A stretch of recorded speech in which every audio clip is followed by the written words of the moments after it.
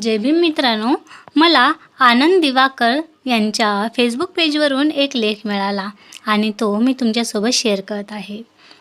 Doctor Babasaheb Ambedkar यांना भेटण्यासाठी किंवा त्यांचे विचार ऐकण्यासाठी लोक काय करायचे त्यांचे ज्वलंत उदाहरण. 18 जुलैला डॉक्टर बाबासाहेब आंबेडकर नागपूर येथे एका बहिष्कृत परिषदेसाठी गेले असता आपल्या पक्षाचे नाव schedule caste federation of India असे नामकरण त्यांनी केले. त्यावेळी त्यांनी तिथे भाषण केले. भाषण झाल्यानंतर डॉक्टर बाबासाहेब संध्याकाळी काही कार्यकर्त्यांसोबत आयोजित केलेल्या स्वागत पार्टीसाठी जात असताना अचानक रस्त्यावर त्यांच्यासमोर फाटलेल्या विटलेल्या जुनेऱ्यातील कापडी अंगावर असलेल्या 4-5 वृद्ध स्त्रिया त्यांना आडव्या आल्या. आमचे आंबेडकर बाबा कुठं आहे तिची? एकीने किलकिल्या डोळ्याने पाहत बाबासाहेबांनाच विचारलं. त्या स्त्रियांची अवस्था पाहून बाबासाहेब क्षणभर स्तब्ध उभे राहिले. मीच आहे आंबेडकर, बाबासाहेब धीरगंभीर आवाजात म्हणाले. त्या स्त्रिया बाबासाहेबांच्या एकदम पुढे आल्या.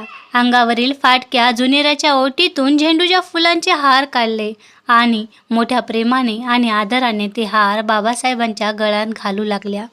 बाबासाहेब त्यांच्यापेक्षा उंच असल्यामुळे त्या माऊलींच्या हातातले हार गळ्यात घालून घेण्यासाठी खाली वाकले.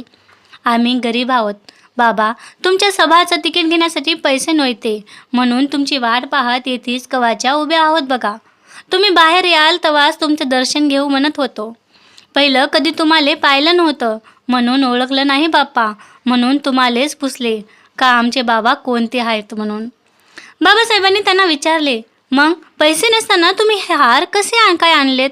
त्या म्हणाल्या, सकाळी सकाळी रानात जाऊन गवताचा भारा आणलो, तो गावात विकला, त्याच्या पैशाचाच हा हार घेतला जी. सगळ्यात वृद्ध स्त्री म्हणाली. पहाटेच्या पारी जंगलातून लाकडाची मोळी आणलो आणि ती गावातल्या वाण्याला इकून त्याच्या दामाची फुलं आहेत बाप्पा ही. घराची रया अंगण सांगते म्हणतात त्याप्रमाणे त्या स्त्रियाचे दारिद्र्य त्यांच्या कपड्यावरून दिसत होते.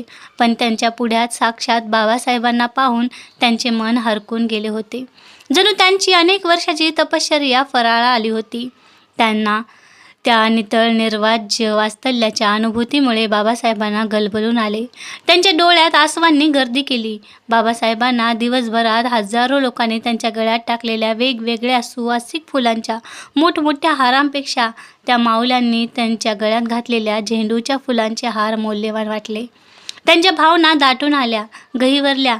जड आवाजात बाबासाहेब त्या स्त्रियांना म्हणाले, माझी आई मी लहान असतानाच मरण पावली. तिचा मायाळू हात माझ्या पाठीवरून फिरला नाही. ती कशी होती ते मला आठवत नाही. पण माऊलींनो,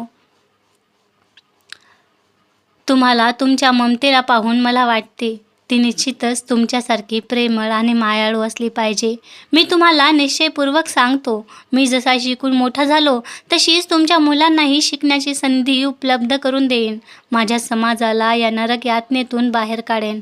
माझ्या या ध्येयात जर मी यशस्वी झालो तर मी तुमचा, जर अयशस्वी झालो तर स्वतःच्या डोक्यात बंदुकीची गोळी घालेन. या जातीवादी व्यवस्थेबद्दलची चीड बाबासाहेबांच्या शब्दातून जाणवत होती. माझ्या बाबासाहेबांनी सर्व दलित समाजाला दोन्ही हाताने भरभरून दिले.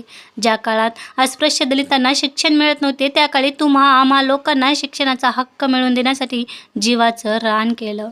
त्याच डॉक्टर बाबासाहेब आंबेडकरांना मात्र आज शिकलेला समाज व इतर कृतज्ञ समाज पूर्णतः विसरलेला आहे.